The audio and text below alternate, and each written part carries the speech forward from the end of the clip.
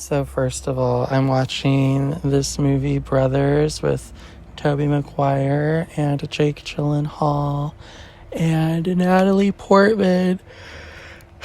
And it takes place in Afghanistan when that was like a thing.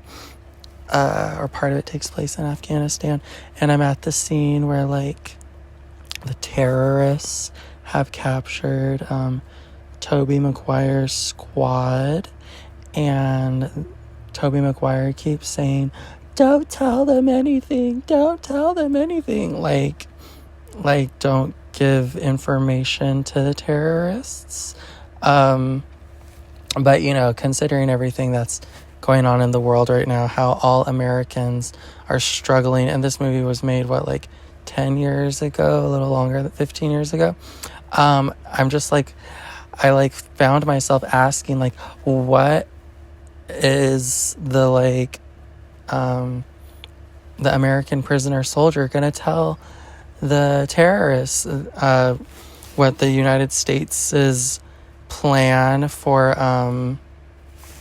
enslaving their own American citizens, their plan for opening the borders and allowing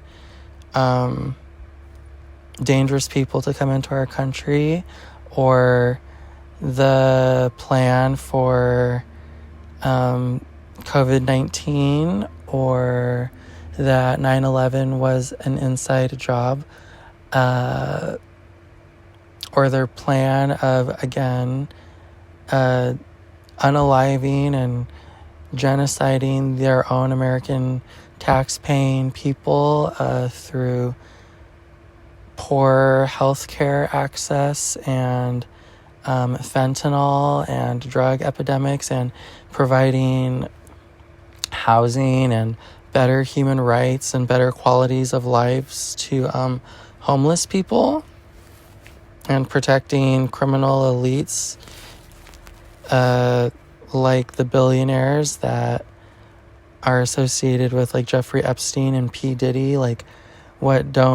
Don't tell the terrorists how the government is planning on terrorizing American citizens themselves. Is that what Tobey Maguire's character was saying not to tell?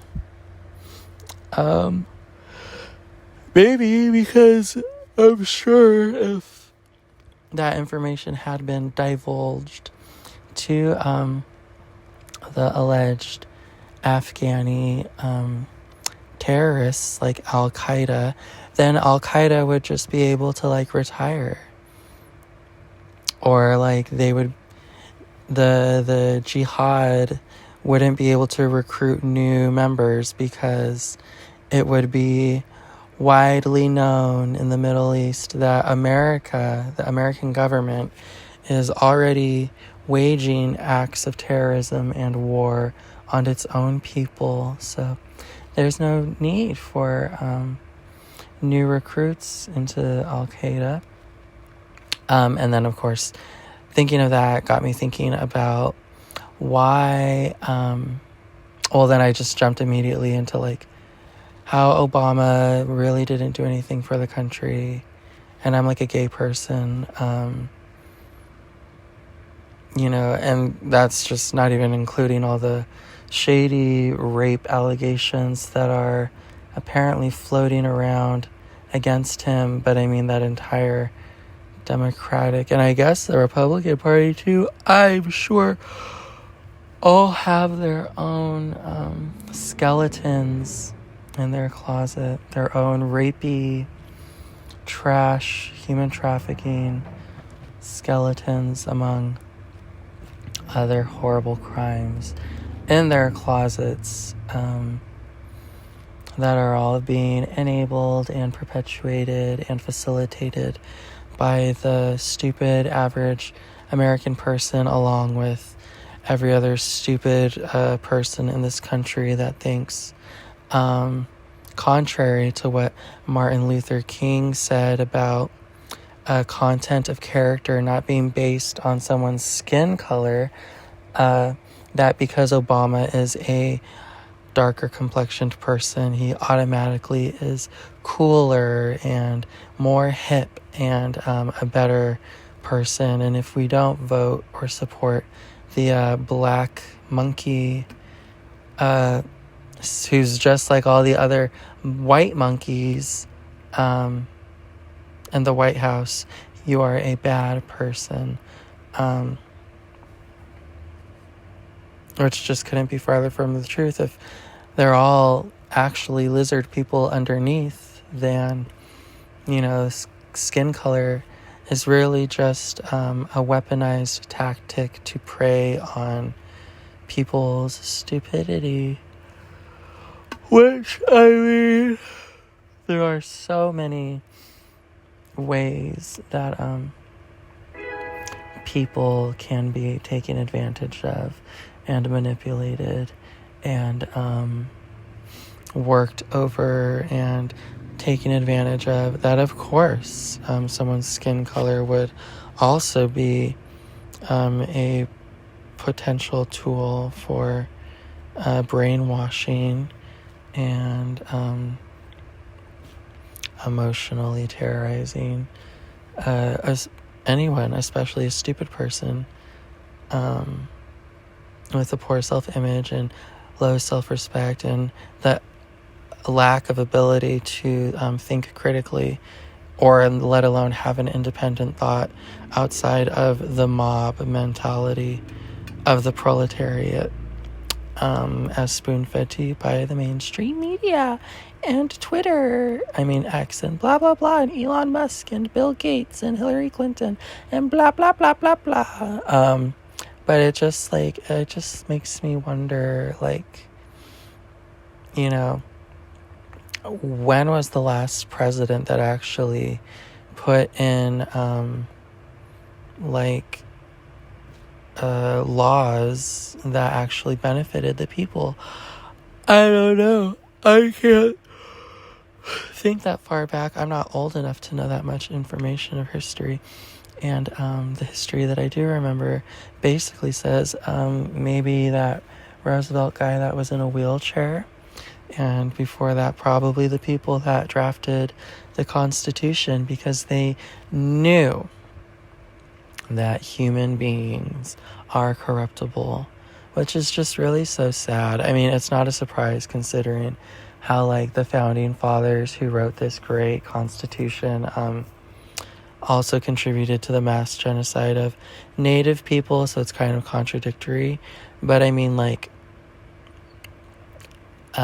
least, even if the Constitution is just false advertising and a false promise for this alleged great life that we have in the United States, which actually isn't true, because you look at countries all over the world and even small uncivilized towns that don't have Obama phones that were given to homeless people.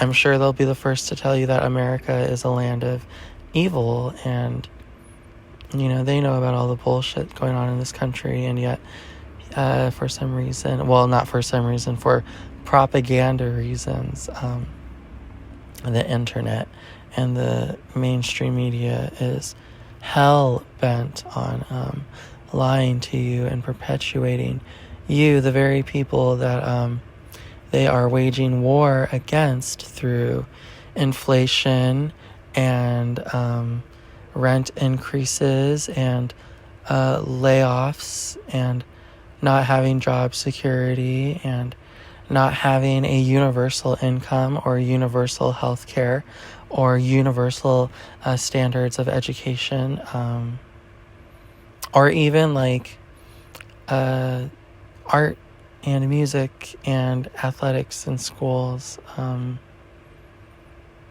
or good public transportation.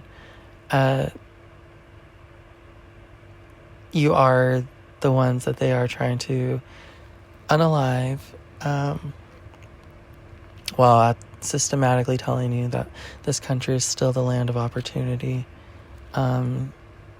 So it's I think America is a mousetrap, and the Statue of Liberty or the promise of a better life is the cheese.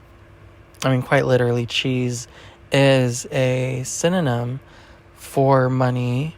And what do you use to kill mice in a rat trap? Cheese. So, yeah, there you go.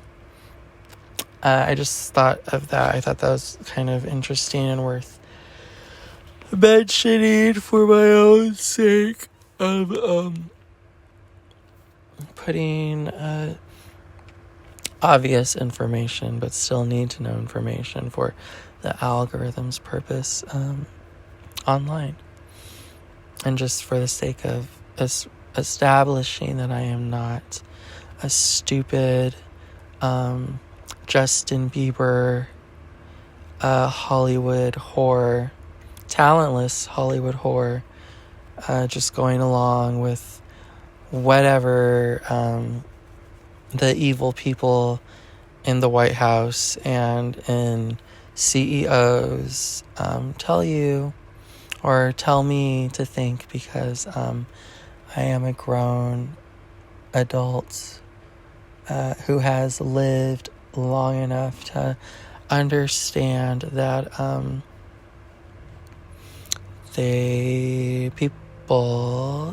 those people that are constantly trying to convince you that they are fun and relatable and goofy or funny or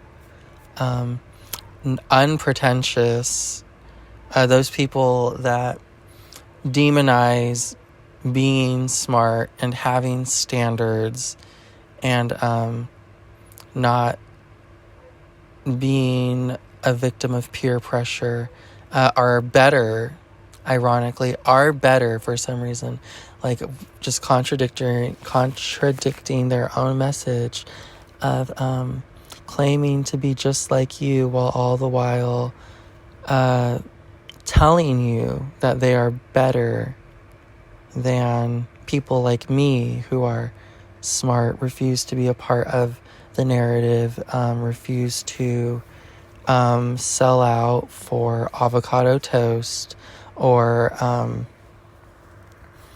Instagram followers or designer label